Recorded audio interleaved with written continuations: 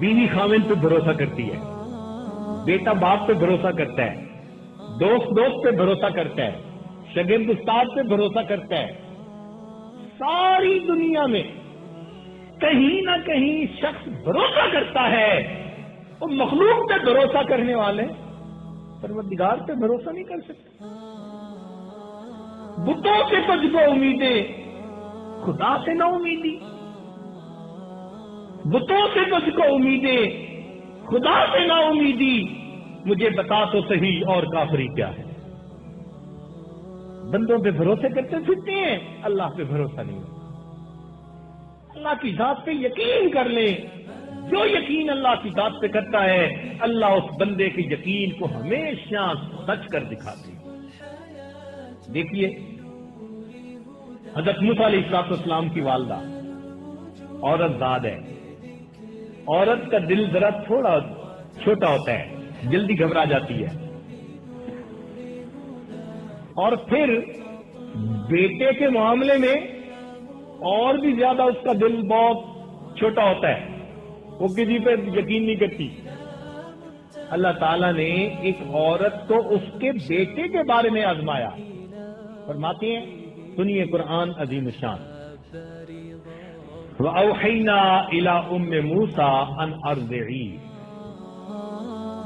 اللہ تعالیٰ فرماتے ہیں کہ ہم نے موسیٰ علیہ السلام کی والدہ کے دل میں یہ بات ڈالی کہ آپ اپنے بچے کو دودھ پلائیے. فَإِذَا خِفْتِ عَلَيْهِ، اور اگر آپ کو اس کے بارے میں ڈر لگے کہ شیطان کے جو فرعون کے سپاہی ہیں وہ کہیں میرے بچے کو پکڑ کے نہ لے جائیں اور قتل نہ کر دیں، فَأَلْقِيهِ فِي الْيَمِّ، اس کو پانی میں ڈال دیں، دریا میں ڈال دیں. اب عورت سوچے، یا اللہ آپ میرے بچے کو بچانا بھی چاہتے ہیں تو ادھر کوئی پولیس والا آئے ہی نہ. میرے بچے کو بچانا ہی چاہتے ہیں، میں بچے کو کسی غار میں چھوڑ آتی ہوں، کوئی بندہ وہاں جائے ہی نہ. مگر اللہ تعالی نظر کے خلاف کرواتے ہیں، چاہتے ہیں کہ بندہ اپنے مشاہدے کو توڑے. فرمایا کہ تم اسے پانی میں ڈالو، مگر ساتھ کیا کہہ دیا، فَلْيُلْقِهِ الْيَمُّ بِالسَّاحِلِ يَأْخُذْهُ عَدُوٌّ لِّي وَعَدُوٌّ اللَّهِ. واہ میرے اللہ.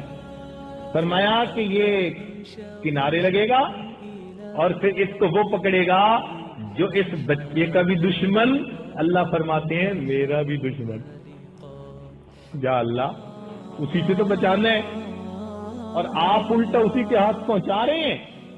مگر فرما دیا ولا تخافی ولا تحزنی، خوف بھی نہ کھانا، ڈرنا بھی نہیں. انا رادوہ الیک، ہم اسے تمہارے پاس واپس لوٹائیں گے. وجائلوہ من المرسلین، اور ہم نے اسے رسولوں میں سے بنانا ہے. اللہ وعدہ فرما رہے اور ازداد ہے. اللہ کے وعدے پہ اس نے یقین کر لیا. اپنے بیٹے کو ایک بکسے میں ڈالا اور بکسے کو پانی میں. اب عقل کیا کہہ رہی ہے؟ عقل کہتی ہے کہ تیرا بچہ نہیں بچتا. اگر بکسے میں سوراخ رکھو ہوا کے لیے تو اس میں سے پانی اندر جائے گا اور بچہ ڈوب کے مر جائے گا. اور اگر پانی سے روکنے کے لیے اس کو بند کر دو تو ہوا بند ہو جائے گی، بچہ دم گھٹ کے مر جائے گا.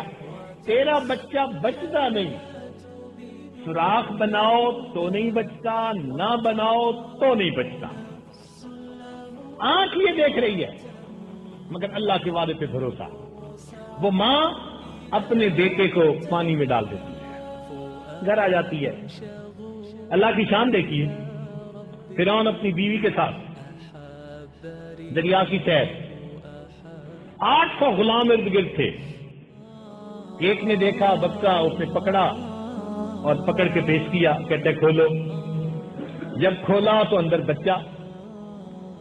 اب فرعون کی بیوی نے دیکھا تو وہ تو موسیٰ علیہ السلام کو دیکھتے ہی فریفتہ ہو گئی. کہنے لگی لا تقتلوہ، اس کو قتل نہیں کرنا، عسیٰ ان ینفعنا او نتخذہ ولدا، ہو سکتا ہے یہ ہمیں فائدہ پہنچائے، ہم اسے اپنا بیٹا بنائیں۔ اب بیوی نے کہا تو فرعون بھی بات مان گیا کہ اچھا نہیں قتل کرواتے۔ اب ذرا اندازہ لگاؤ، لوگ کہتے ہیں جی بیویوں کی بات مانتا کوئی نہیں، بڑے بڑے فرعون بیویوں کی بات مانتے ہیں۔ یہ ہوم گورنمنٹ ایسی ہوتی ہے، مانے بغیر گزارا ہی نہیں ہوتا۔ ہزاروں بچوں کو قتل کروا چکا، اور یہاں بیوی کہتی ہے لا تقتلوہ، اس کو قتل نہیں کرنا، اور کہتے ہیں جی ٹھیک ہے میں اس کو قتل نہیں کرواتا۔ اصل میں اس کے دماغ نے اس کو دھوکہ دیا، ذہن میں اس نے سوچا میں اس کو بیٹے کی طرح گھر میں پالوں گا تو یہ مجھ سے تخت کیوں چھینے گا، بھائی یہ تو میرا بیٹا ہوگا۔ عقل نے کہا ہاں ٹھیک ہے، چنانچہ اس نے اپنے گھر اس کو لے لیا، بیٹا بنا لیا، اعلان کر دیا۔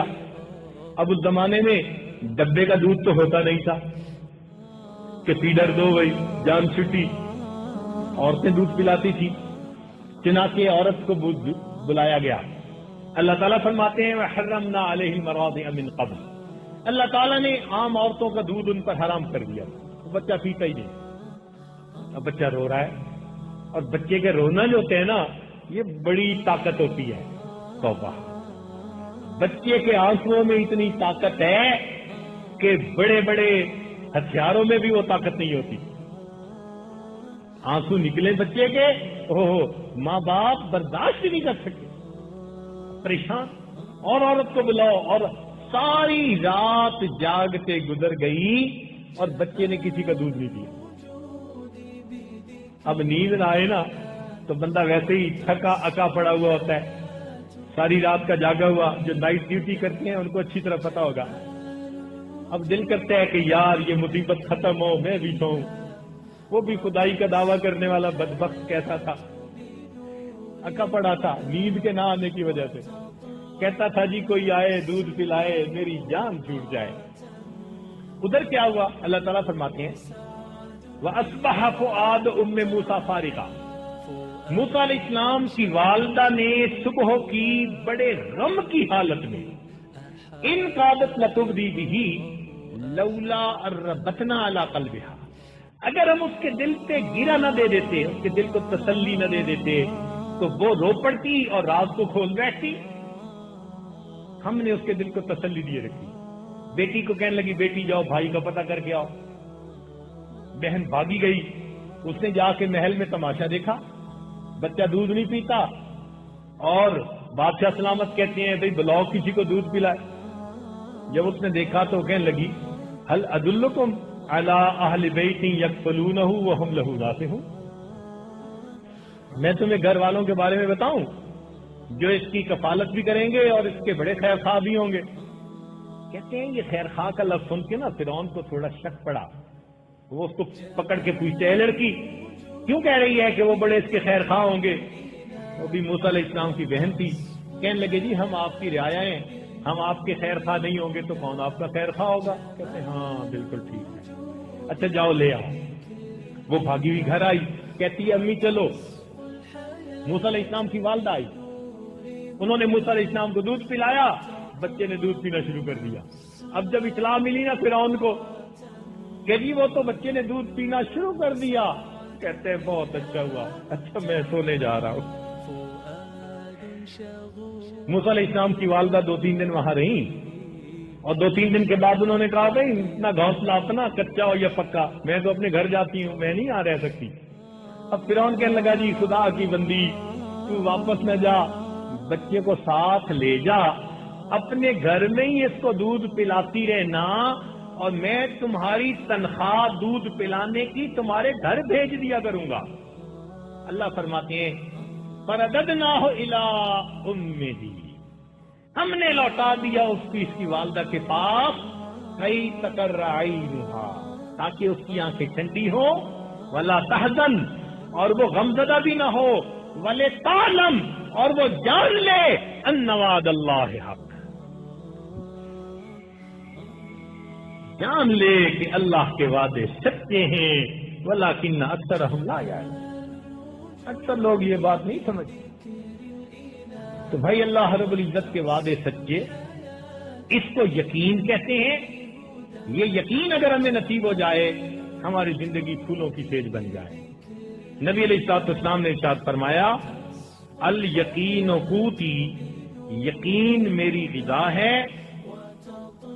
اور واقعی اسی یقین سے اللہ تعالیٰ انسان کے معاملات کو آسان کر دیتے ہیں۔ نگاہ مرد مومن سے بدل جاتی ہیں تقدیریں، جو ہو ذوق یقین پیدا تو کٹ جاتی ہیں زنجیریں۔ اس لیے قرآن پاک کے شروع میں ہی دیکھیے اللہ تعالیٰ نے فرمایا ذالک الکتاب، یہ کتاب ہے لا ریب فی، اس میں کوئی شک نہیں، ھدی للمتقین، متقیوں کے لیے ہدایت۔ یہ پہلے کیوں کہہ دیا لا ریب فی؟ اس لیے کہہ دیا کہ شک سے یقین ختم ہو جاتا ہے۔ جس طرح سرکے سے شہد فاسد ہو جاتا ہے، اس طرح شک سے انسان کا یقین ختم ہو جاتا ہے۔ تو آخرت کے بارے میں کوئی شک نہیں دل میں ہونا چاہیے۔ کہتے ہیں نا دیہاتی لوگ، او جی اے جہان مٹھا اگلا کہہ ونج ڈٹھا۔ یہ کون سی بات ہوئی بھائی؟ نبی علیہ السلام نے اگلا جان جا کے دیکھا، اور نبی علیہ السلام نے بتایا، اور ہمیں اپنے آقا کے کہنے پر 100% یقین ہے۔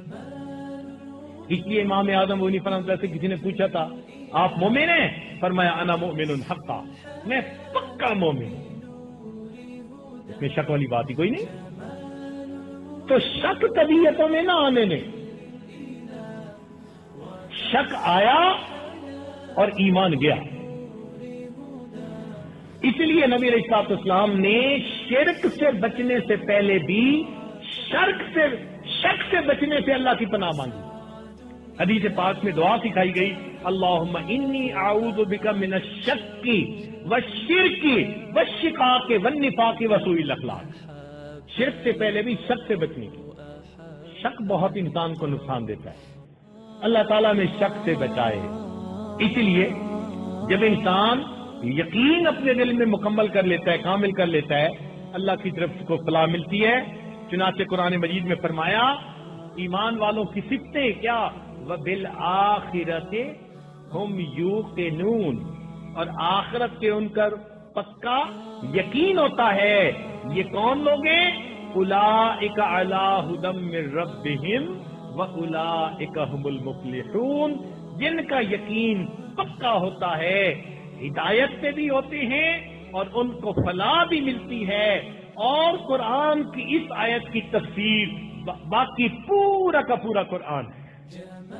شروع میں اللہ نے مقصود بتا دیا کہ یقین والوں کو ہم ہدایت بھی دیتے ہیں، فلاح بھی دیتے ہیں، اور اس کی تفصیل میں اللہ نے اپنا پورا قرآن باقی نازل فرما دیا۔ اللہ تعالی ہمارے یقین کو کامل کر دے۔ اللہ تعالی ہمیں اپنے ان بندوں میں شامل فرمائے کہ جو آخرت کے اوپر پکا یقین رکھتے ہیں، اللہ کے وعدوں پر پکا یقین رکھتے ہیں، گناہوں سے بچتے ہیں، اور اللہ تعالیٰ کی فرما برداری والی زندگی کو جو ہے وہ گزارنے کی کوشش کرتے ہیں۔ اللہ تعالیٰ ہمیں یقین کامل کی نعمت عطا فرمائے۔ وآخر دعوانا ان الحمد للہ رب العالمین۔